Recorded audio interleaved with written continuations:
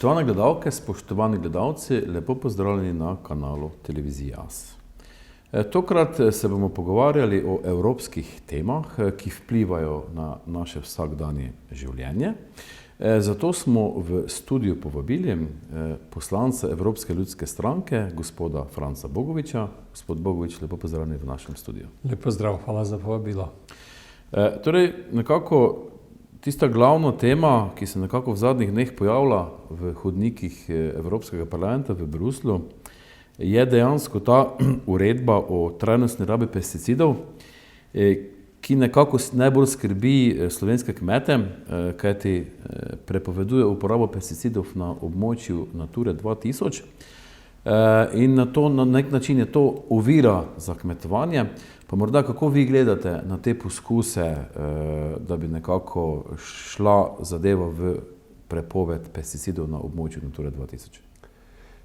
Glejte, uporaba pesticidov je nekaj, kar je desetletja že v kmetijski praksi.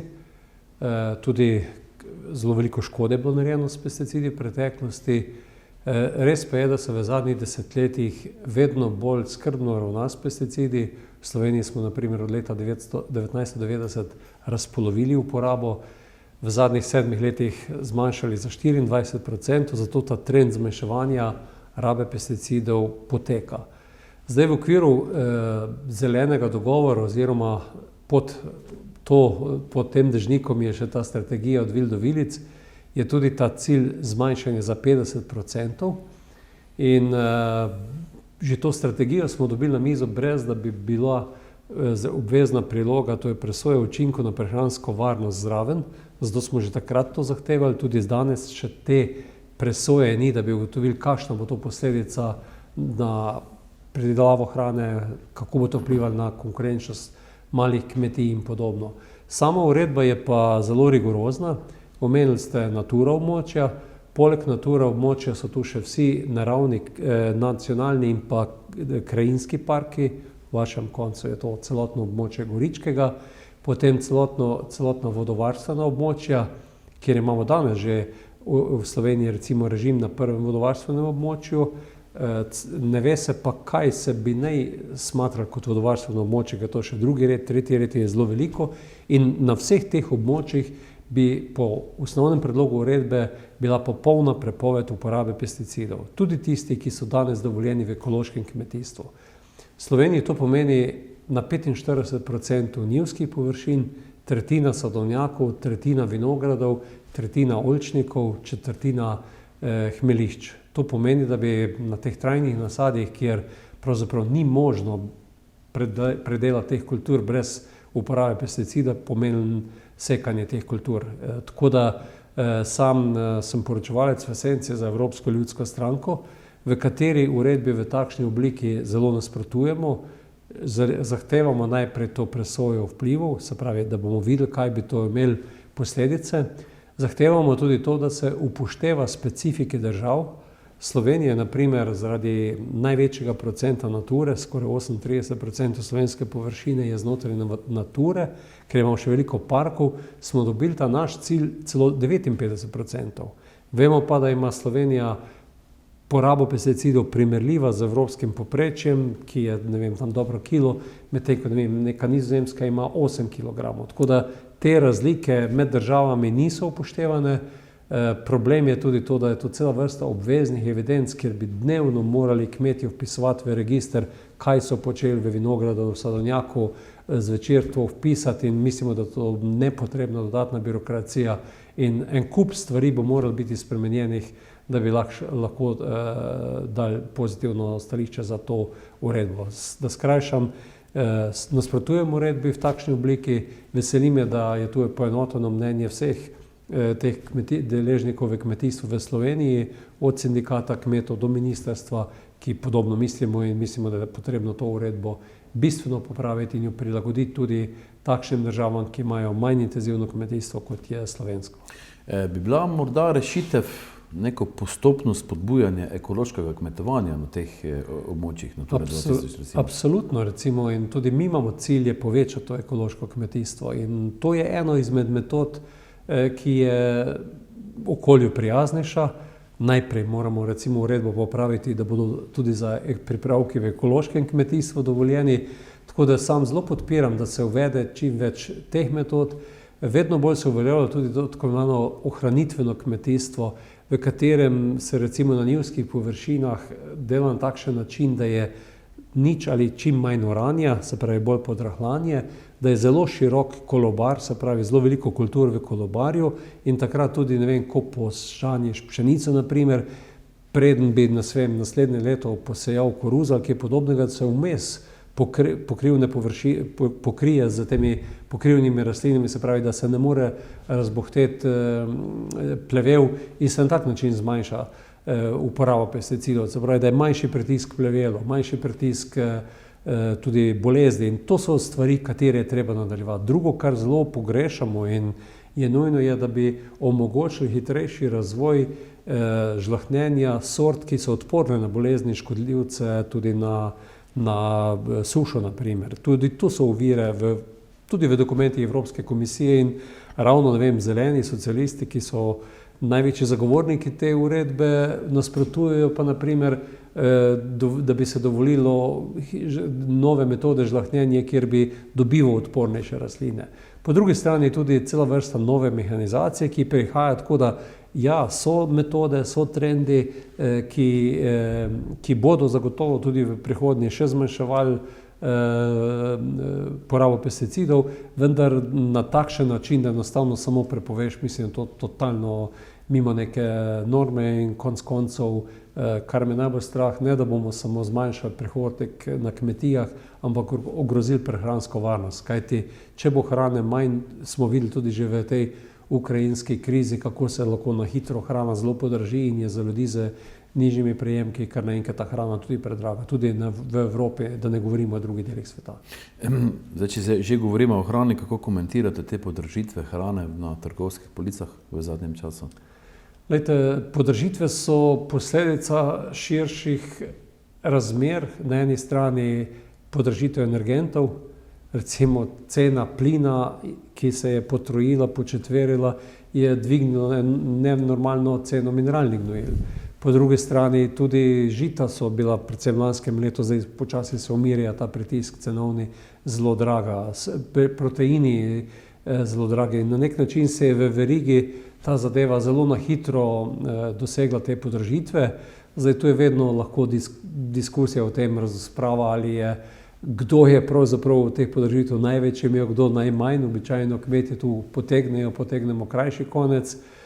Tako da, ja, pokazalo se pa to, da se v bistvu skozi te podražitve, kot sem že prej dejal, v Evropi pojavi problem tega drugega elementa prehranske varnosti. Ne samo, da imamo dovolj, ampak da je hrana dostopna po ceni, ki je lahko povprečen potrošnik plača. In to je na nek način v Evropi zdaj zelo ogroženo. Poleg cene hrane so tu energenti, od ogrevanja do vsega tega, tako da ja, je cela vrsta problemov, s katerimi je potrebno danes upravljati.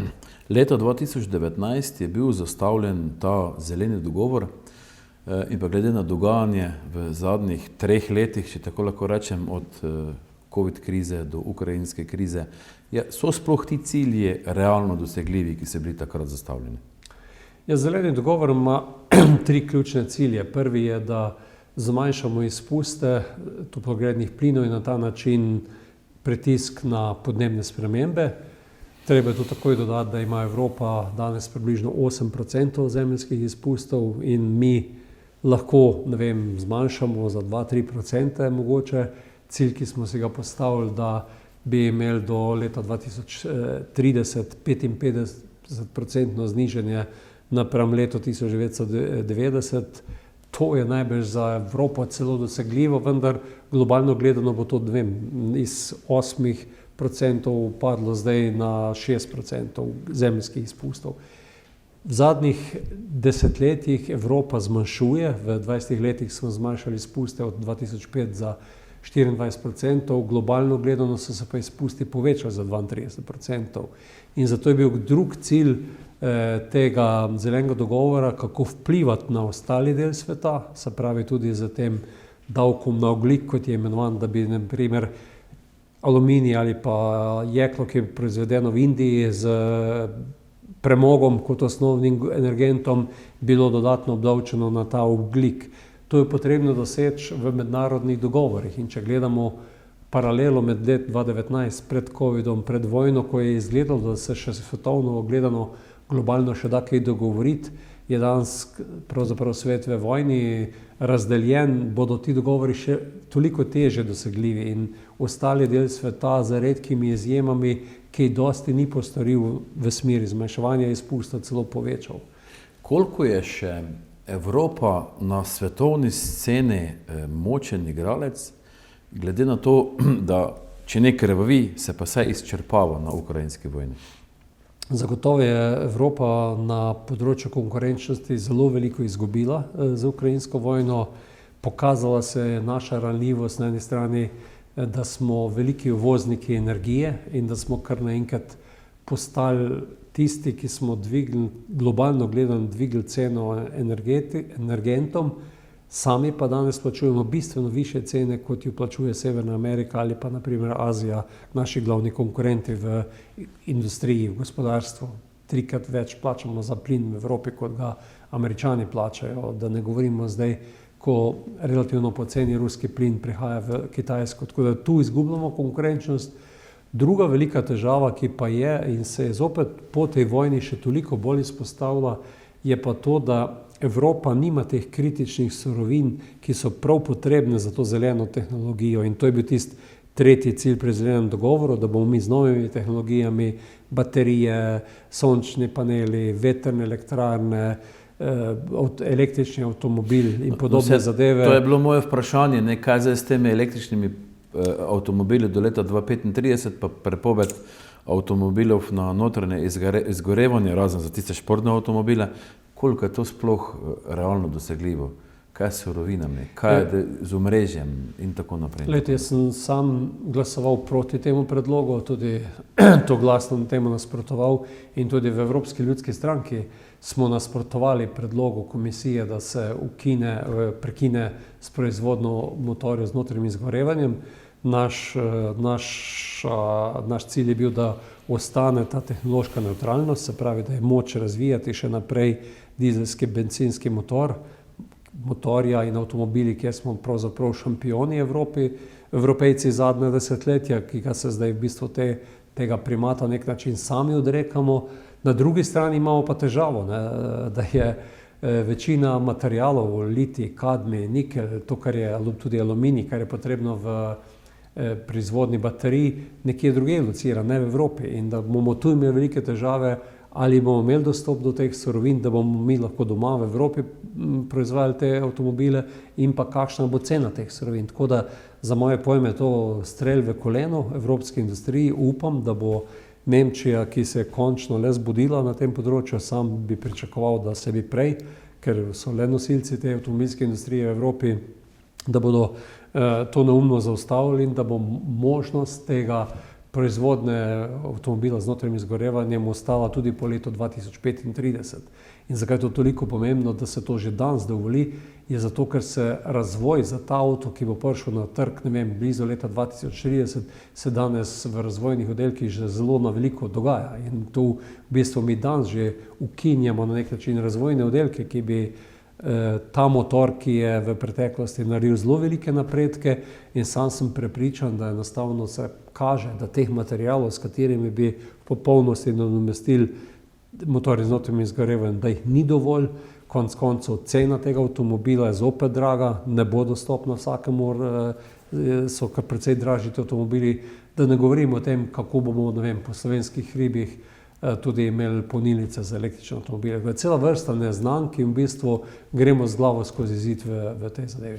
No, kaj je recimo s to elektrifikacijo?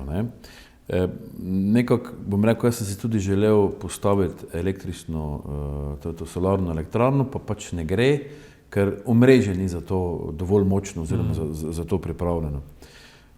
Pa nekako že leta in leta plačujemo to omrežnino, pa imam občutek, da so si prek dividend izplačali dobičke, nas pa so pustili na cedilu. Torej, kaj želim reči, ni se ni vlagalo v to. Torej, Evropa je morda tudi zaspala, ker ni dala pravih smernic že prej, ne? In nekako razumem, da so nas za to ukrajinsko vojno našli z gatami na kolenah, če tako povem. Ja, zakaj se to že ni prej dogajalo? Zelo slikovito in drži.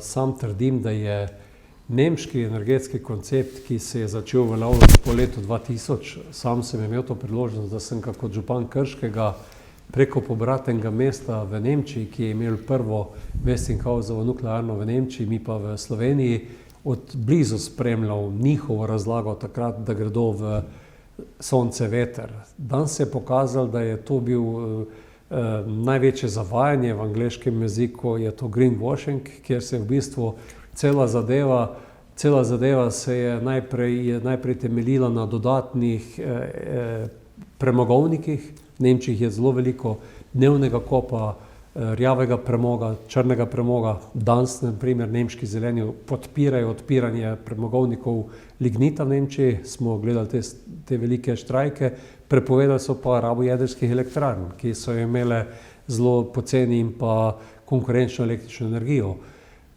Ta isti Schröder, ki je skupaj pri socialistih, Joschka Fischer pri zelenih, si pač zamislil ta izhod iz jedrske energije. Schröder je bil v nadzornem odboru Gazproma, mislim, da še zdaj, in je velik prijatelj nekih drugih držav, Rusije, in severni tok. Ob nasprotovanju Evrope je pravzaprav nastajal ta tok in dobivala je Nemčija in preko Nemčije konec konca tudi velik del Evrope poceni plin iz Rusije. Se je pa sedaj pokazalo, da enostavno ta zelena energija, o kateri je bilo tako veliko govora, da je ni dovolj in da je tudi ne bomo dovolj mogli proizvesti. Zato je tukaj velik izvirni greh tudi v teh zgrešenih evropskih politikah. Danes recimo dobiva jedrska energija nazaj velja v Evropi, širijo Francozi, Poljaki, Čehi, Romuni, Nizozemci, Belgijci. Upam, da se tudi naša vlada čim prej do tega opredeli in da pridemo do tega, da imamo primarni vir električne energije, ki bo omogočil, na primer, da bo Kidričevo talom še naprej deloval. Danes ga obiskal, zapirajo, ker je enostavno osnovna proizvodnja aluminija iz boksita predraga in zdaj temeljijo svoj razvoj na reciklaži, vendar jih je strah, da bo na koncu primarnega aluminija zmanjkalo in je treba nekaj na tem področju narediti. Tako da, ja, v Evropi je bilo zelo veliko tudi takšnih malce naivnih, zgrešenih politik, ki ta industrijski del, ki ga nujno potrebujemo, v Evropi spravlja v neugoden, nekonkurenčen položaj, kar naenkrat pa postajamo uvozniki iz drugih trgov. Samo za primerjavo, na primer lanskem letu se je na Kitajskem zgradilo toliko termoelektrarn na premog, 106 gigavatov moči, to je za 150 krških nukleark. V enem letu so Kitajci toliko termoelektrarn odprli. Tako da moramo biti v tej zadevi realisti, ne pa biti naivni in plačati za to našo naivnost še enkrat visoko ceno. Poraba električne energije narašča zaradi, bom rekel, stila življenja, zaradi tega tudi, ker je vse nekako tako ali drugače povezano z elektriko. Pa tudi cilji držav Evropske unije grejo v to smer, lahko rekel, te elektrifikacije, mobilne elektrifikacije v to smer. Pa morda Slovenija, kje vi vidite, kje bi lahko Slovenija nekako na svojo zemljo imela neke energetske vire? Ocene so, da bomo do 2050 celotno porabo energije zmanjšali nekje za 30%, tako v Evropi kot v Sloveniji. Govorimo o energiji, kjer je tudi premog, fosilna goriva. Zmanjšali. Skupaj gledano, kajti računa se na zmanjšanje porabe v stanovanjih z izolacijami, 40% energije danes porabimo v stanovanjskem delu. Po drugi strani pa ta elektrifikacija, ki ste omenili, bodisi ogrevanje preko toplotnih črpalk, tudi to je zmanjšanje energije vizavi kakšnega drugega ogrevanja, potem elektrifikacija voznega parka, da bo pa poraba električne energije povečana za 50%. Se pravi, 30% skupno manj energije, vendar pa električna energija bistveno več kot danes.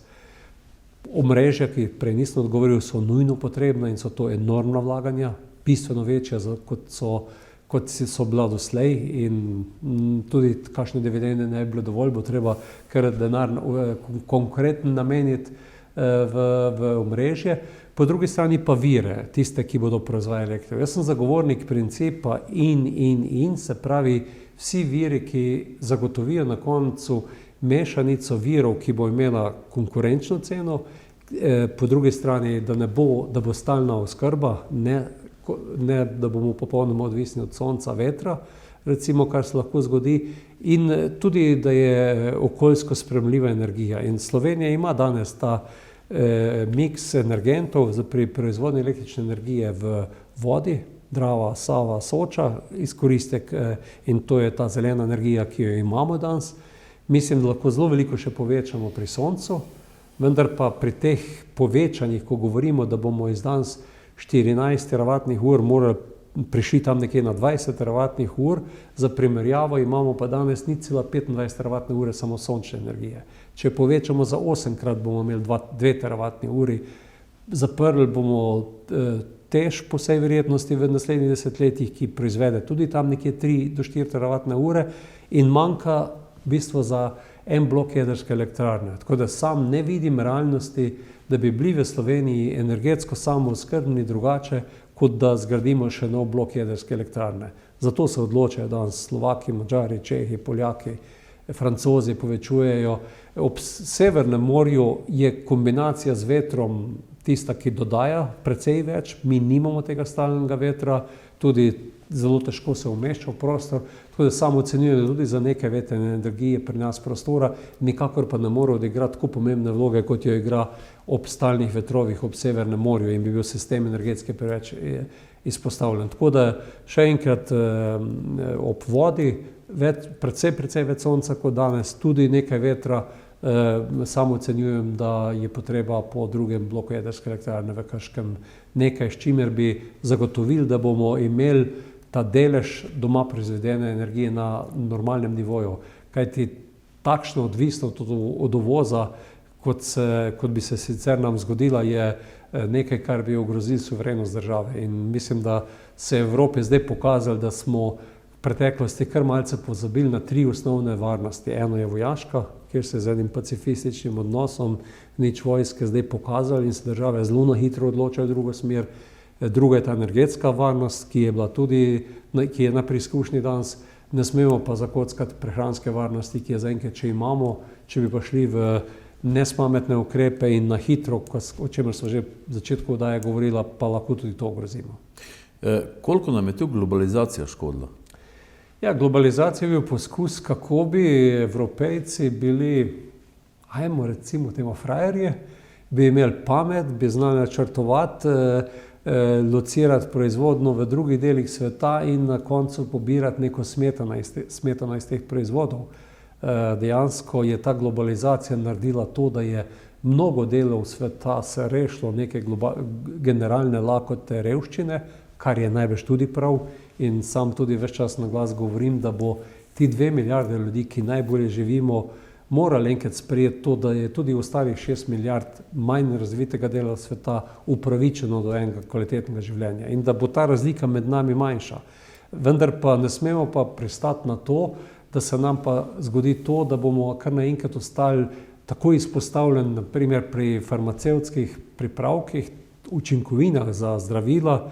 Ko sem bil še župan v Krškem, me je obiskal direktor Krke Novo mesto, gospod Colarič, in je povedal kruto dejstvo. V Evropi imamo samo 20% učinkovin proizvedenih v Evropi, 80% jih uvozimo iz Kitajske in Indije in takrat smo začeli dogovor za tovarno sinteze v Krškem, ki sedaj obratuje in se še povečuje. Kemična industrija, farmacevtska industrija, proizvodnja tudi sončnih panelov. Ne vem, v COVID kriza in po COVID krizi, ker naenkrat ni bilo več čipov za polprevodnikov za evropsko avtomobilsko industrijo. Tako da ta izpostavljenost, ki si je Evropa privoščila skozi globalizacijo, računajoč na to, kako bo glavni zmagovalec tega procesa, se kaže kot obraten proces in na marsikaterem področju smo postali zelo odvisni od drugih delov sveta.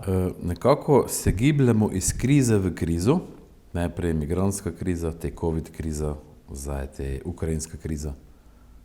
Kdaj se bo to nehalo? Jaz to zelo poenostavim in imam tudi nek življenjski moto. življenje je polno izzivov, problemov, ki jih moraš konstantno reševati. Imej pa eno pravilo, saj osebno se ga poskušam držati, poskušaj en problem več rešiti, kot ga narediš tisti dan, ali pa se soočiš z njim, pa je nekako miza počiščena. Zdaj, globalno gledano se nam pa ti problemi kopičijo in dejansko je danes ena precej velika negotovost.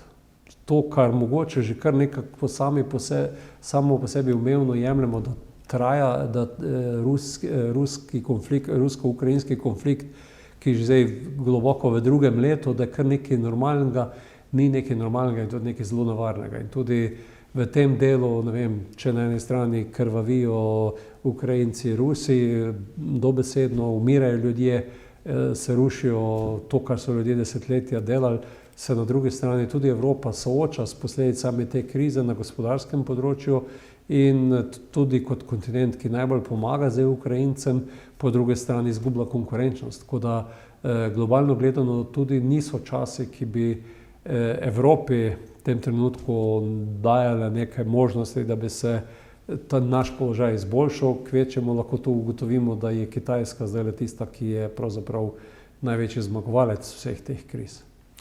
Začenja se pomlad in vemo, da vi se tudi, ko ste doma, ukvarjate z kmetovanjem. Predvsem ste v sadovnjaku. In kakšna so vaša prva dela v sadovnjaku, kaj te pomlad? Kaj ste že obrezali? Kar precej že ponarejenega, nasad je porezan, se pravi urejen, kar se tiče rezatve.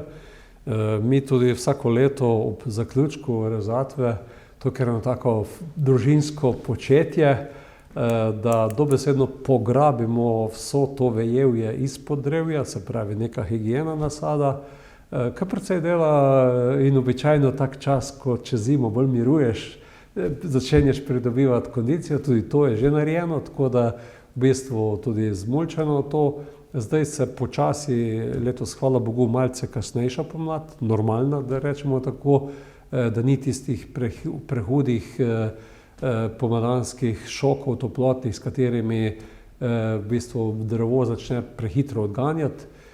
Malce gledamo, kaj se bo zgodilo z nastavkom. Zdaj so v bistvu brsti še takšni, da te še marsikater brst, predvsem pri zlatem derišesu, zavede, ne veš, ali je brstni, ali cvetni ali je rastni brst. Tako da zdaj smo v tej fazi, ko v bistvu gledamo, koliko bo cvetja, posledično koliko posneje tudi plodov. Tako da ja, reč pa z velikim veseljem sem jaz sadjar. To uporabljate, da si po napornem delu v parlamentu malo napolnite baterije? 86. leta sem že začel, sadil prvi nasad in vsa ta leta, kajti kar hitro sem 98. zajadral profesionalno politiko, sem s tem, rečem, sproščal svoje ventile v nasadu. Mislim, da mora vsak od nas poiskati nekaj, s čimer se sprostiš oziroma razbremeniš po drugem delu, ki je osnovno tvoje delo, ki ti daje tudi včasih precej misliti. In moram reči, da sam ta problem, ki ga pri marsikom opazim, te izgorelosti, ko se enostavno zaciklajo v svojih problemih, se ponedeljek popoldan, zjutraj, ko pride na Bruselj, tudi kdaj zmatrano tega nedeljskega dela doma, enostavno, kar bi rekel, skuliram in pridem nazaj v nek delovni ritem. Ja, tako da to delam z velikim veseljem. Je tudi politika v Sloveniji je precej negotov, nikoli ne veš, da je konc mandata in s 3 hektarji jablan z ženo že tudi zasluživa za eno plačo, tako da je neka varnostna mreža, kot rečemo v tem političnem žargonu zagotovljena, pa tudi, kar si zelo štejem čas, da so 3 otroci rasli na kmetiji, hčera danes uspešno v svojem poklicu zraven vinogradnica na 5 hektarjih vinogradniške kmetije, sin tudi gradbeni inženir v svojem poklicu in pa s kravami, dojiljami na kmetiji moje tašče. Tako da znamo hoditi tudi po trdih tleh in to mi je veselje in v čast. Gospod Bogovič, hvala lepa za obisk našega studia in hvala lepa za zanimivo debato. Hvala tudi vam, srečno.